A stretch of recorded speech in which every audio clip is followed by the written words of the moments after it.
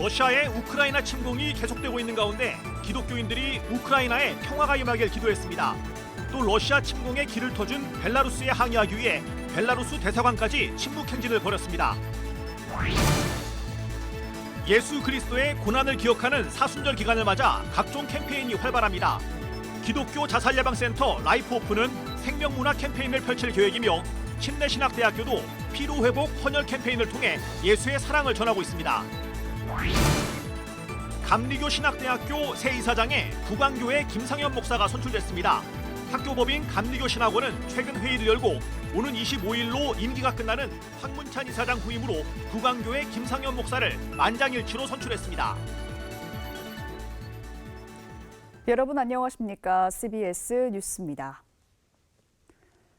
러시아의 우크라이나 침공이 18일째를 맞고 있습니다. 그리스도인들은 전쟁이 속히 멈추고 우크라이나에 평화가 임하길 기도했습니다. 러시아 침공의 길을 터준 벨라루스에는 항의하는 행진을 벌였습니다. 천수연 기자입니다. 주한 우크라이나 대사관 앞, 비가 내리는 가운데서도 40여 명의 그리스도인들이 모여 우크라이나의 평화를 염원했습니다.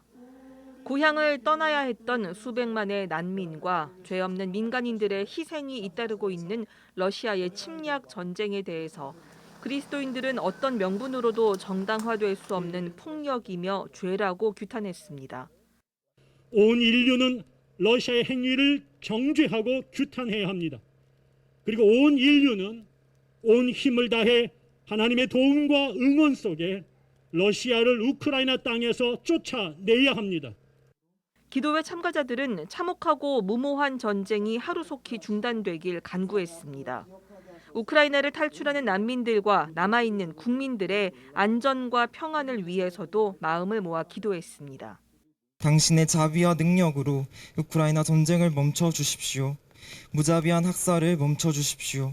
러시아의 민간인 공격을 멈춰 주십시오. 당신은 하실 수 있으십니다. 기도회를 마친 후에는 주한 벨라루스 대사관 앞까지 침묵 행진을 이어갔습니다.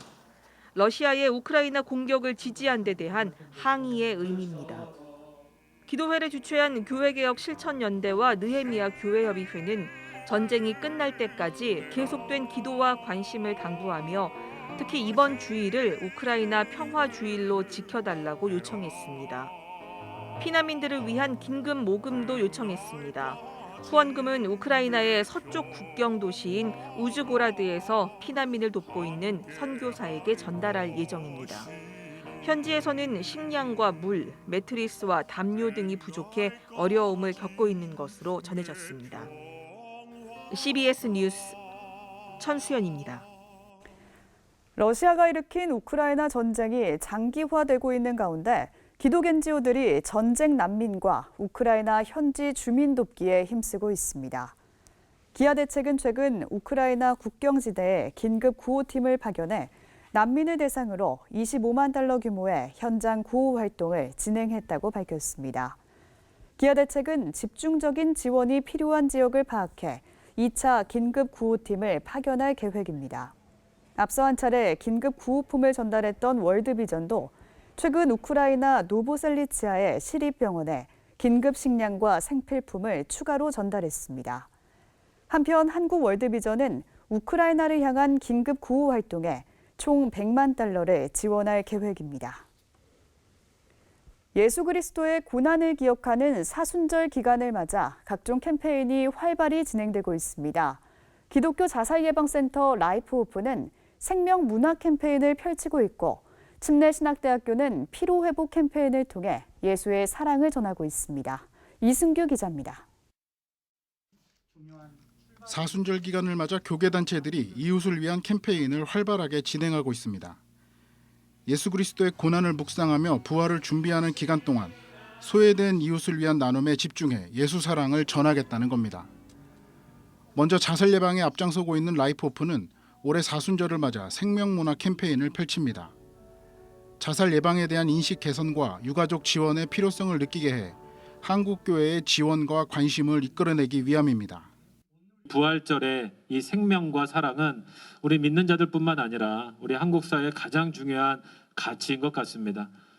특히 죽음에서 부활하신 예수 그리스도의 사건을 우리 한국교회가 함께 섬기고 기도한다면 이 땅의 자살은 분명히 줄고 또 예방되고 생명의 문화는 확산될 것입니다. 라이프 오픈은 말씀 묵상 카드와 직접 기를 수 있는 꽃등이 담긴 생명 보든 키트 100개를 준비해 선착순으로 신청하는 교회에 전달할 계획입니다. 라이프 오픈은 매해 약 10만 명의 자살 유가족이 발생하고 있지만 자살에 대한 편견과 시선으로 유가족들이 도움을 받지 못하고 있다며 기도와 동참을 호소했습니다. 교단을 초월한 교회들이 뭉쳐 헌혈운동을 펼쳐온 사김과 섬김도 사순절을 맞아 피로회복 캠페인을 활발하게 진행 중입니다. 지난해 사순절 기간 동안 피로회복 캠페인을 펼쳐 12,000여 명에 달하는 헌혈자를 이끌어낸 사김과 섬김은 올해는 소아암 환자들을 위해 캠페인을 진행하고 있습니다. 침례신학대학교 역시 최근 피로회복 캠페인을 벌이고 이웃사랑에 동참했습니다. 우리 학생들이 예수 그리스도의 사랑을 실천하는 구체적인 방법으로 생명을 나누자, 그런 취지로 이번에 헌혈을 시작했습니다. 소아암 환자들을 위한 피로회복 캠페인에는 18일 현재 3,012명이 참여했습니다. 보건의료 NGO인 샘복지재단도 북한 동포를 위해 기도하는 40일간의 동행 캠페인을 진행하고 있습니다. 샘복지재단은 북한의 가정, 교육, 사회 등 분야별 정보와 기도 제목을 책자로 제작해 저금통과 함께 배포하고 있습니다. 샘복지재단은 대북 제재와 코로나19로 인해 어려움을 겪고 있는 북한을 위해 기도해야 할 때라며 한국교회의 동참을 촉구했습니다. CBS 뉴스 이승규입니다. 예장합동총회가 제59회 전국 목사 장로기도회를 오는 5월 9일부터 11일까지 사흘 동안 대명 비발디 리조트에서 개최하기로 했습니다. 전국 목사 장로기도회는 지난 1964년 이후 해마다 열려 전국의 목사 장로들이 한자리에 모이는 교단 최대 행사로 자리 잡았습니다. 감리교 신학대학교 새 이사장에 북왕교회 김상현 목사가 선출됐습니다.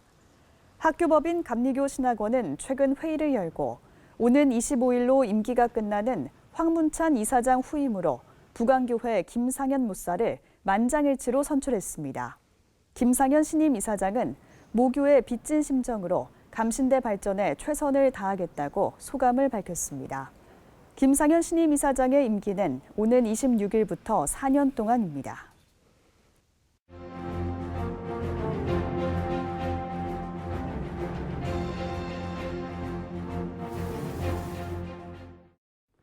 치열했던 20대 대통령 선거가 끝났습니다.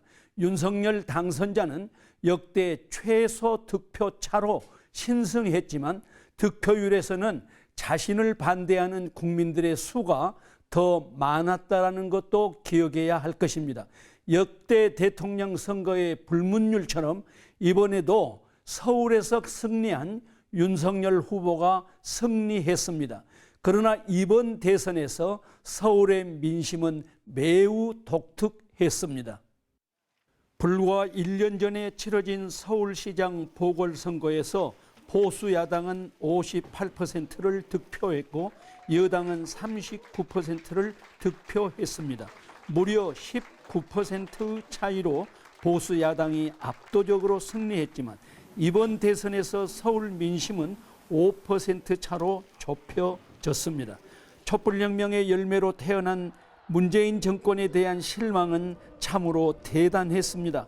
그 실망과 분노가 정권 교체의 열망으로 나타났습니다. 윤석열 당선자와 국민의힘은 그 높은 정권 교체의 열망에도 불구하고 겨우 0.73포인트인 24만 7,077표 차로 신승했습니다. 수권 정당으로서 국민의힘에 대한 불신과 당선자에 대한 신뢰가 낮았기 때문입니다. 민주당과 정의당의 득표율은 50.2포인트이고 국민의힘은 48.56포인트입니다. 만일 결선 투표제가 도입됐다면 어찌 되었을까요? 당선자와 국민의힘이 승리를 자축할 수만은 없는 것이 엄연한 현실입니다. 그러나 이긴 것은 사실입니다. 당선자와 국민의힘은 겸손하게 수권 준비에 들어가야 하고 민주당과 이재명 후보 지지자들은 깨끗하게 승복해야 합니다. 이제 목표는 국민 화합입니다.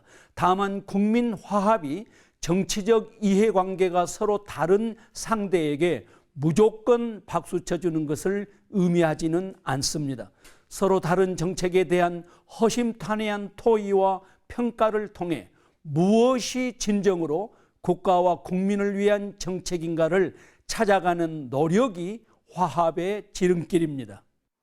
20대 대통령 선거의 특징은 정책 선거가 실종되고 상대방에 대한 네거티브가 횡행했다라는 것입니다. 양쪽 후보 모두에게 책임이 있다라는 것은 불문가지입니다. 그럼에도 불구하고 TV 토론과 개별 선거운동을 통해 객관적으로 드러난 진실을 보면 당선자인 윤석열 후보의 책임이 더 컸습니다. 당선자의 언어와 논리, 밖으로 드러난 품격에서 한나라 대통령으로서 미래를 이끌어갈 정책과 비전을 찾기가 쉽지 않았습니다. 이러한 사실 때문에 당선자와 차기 정부에 대한 국민적 염려가 어느 때보다도 깊다라는 것을 깊이 각성해야 할 것입니다. 이제는 정책입니다. 진정한 보수의 가치가 국가 정책에 반영될 수 있어야 합니다.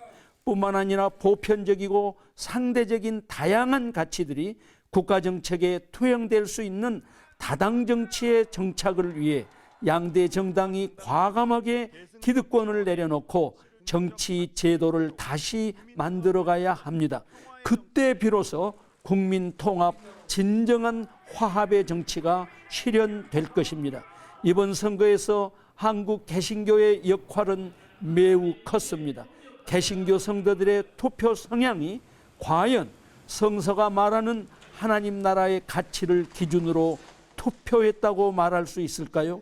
그렇게 생각하지 않는 교회 안팎의 지성인들이 많습니다. 우리는 대선을 앞두고 한국교회 성도들이 집단 이기주의를 신앙으로 극복하고 하나님 나라의 영속적인 가치인 정의, 평화, 생명, 공생의 가치를 따라 투표하자고 여러 번 호소했습니다. 이 땅의 성도들이 더욱 성숙해져서 이 땅의 정치, 경제, 사회, 문화의 모든 영역에서 하나님 나라의 가치가 삶의 기준이 되는 그날까지 포기하지 않고 정진해야 할 것입니다. CBS 논평이었습니다.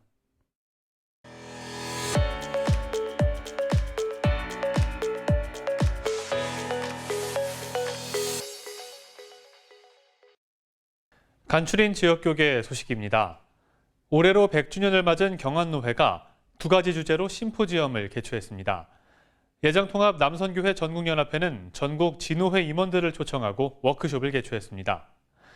예장통합 순천노회와 순천남노회 정기총회 소식도 전해드립니다.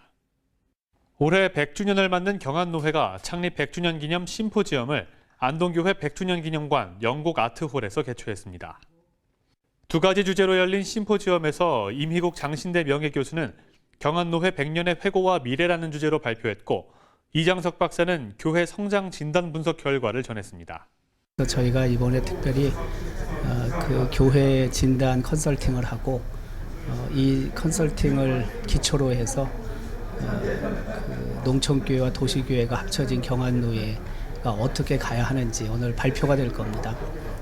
저희는 이 컨설팅을 통해서 교회가 새로워지기를 바라고 또 100년을 향해 앞으로 더 헌신하고자 하는데 이런 모든 것들이 교회를 새롭게 하는 그런 기회라고 생각합니다. 예장통합 남선교회 전국연합회가 전국 71개 진호회연합회 임원들을 대상으로 워크숍을 개최했습니다. 워크숍에서 전국연합회는 각 노회와 함께하는 선교사역과 남선교회 주일 지정 등에 대해 설명했습니다. 남선교회 전국연합회는 제81개 주제를 주여 다시 새롭게 하소서라고 정하고 힘차게 출발하였습니다. 이번 워크숍을 통해서 전국의 모든 남선교회들이 힘을 하나로 모아서 우리에게 맡겨진 선교적 시대 사명을 잘 감당하고자 합니다. 예장통합 순천남로회 여전도회 연합회가 순천 쉴만한 교회에서 16회 정기총회를 갖고 사업 계획을 세웠습니다. 이 어려운 가운데 제16회 정기총회를 열게 하신 하나님께 감사를 드립니다. 올해는 연합하여서 하나님의 귀한 일들을 잘 감당하고 우리의 도움의 손길을 필요한 곳에 또 보낼 수 있도록 흘려보낼 수 있는 예장통합 순천노회 여전도회 연합회도 순천중앙교회에서 정기회를 열었습니다. 그동안 코로나로 인해서 여러 가지 모이기도 힘들었고 어려운 점이 많았지만 또 우크라이나 사태나 산불 등으로 인해서 여러 가지 우리 여전도에서 기도할 제목들이 많이 생겼기 때문에 많이 기도하는 그런 여전도회가 되고 싶습니다. 정기총회와 함께 열린 특별기도회에서 참석자들은 전쟁으로 고통받고 있는 우크라이나 평화를 위해 기도했습니다. 지난 16일 발생한 홍성우 변호사에 대해 한국기독교교회협의회가 애도의 메시지를 발표하고 우리 사회 어두운 곳을 밝히고 억울한 이들의 목소리가 되었던 고인의 헌신을 기억하며 영원한 안식을 기도한다고 밝혔습니다. 고인은 1974년 한국기독교교회협의회 인권위원회 창립에 참여하고 이듬해 선교자유수호 임시대책위원회 공동변호인단으로 활동했습니다. 오는 8월에 열리는 세계교회협의회 WCC 제11차 총회를 위한 한국 동행 모임이 오는 30일 한국정교회 성 니콜라스 대성당에서 성평등한 교회를 향하여를 주제로 7번째 모임을 갖습니다.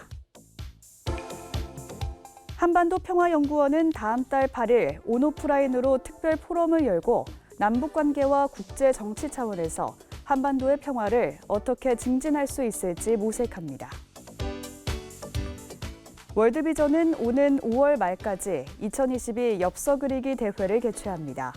월드비전 엽서 그리기 대회는 국내 유아와 초등학생들이 꿈꾸는 세상을 엽서에 그림으로 담아 지구 반대편 어린이들에게 전달하는 캠페인입니다.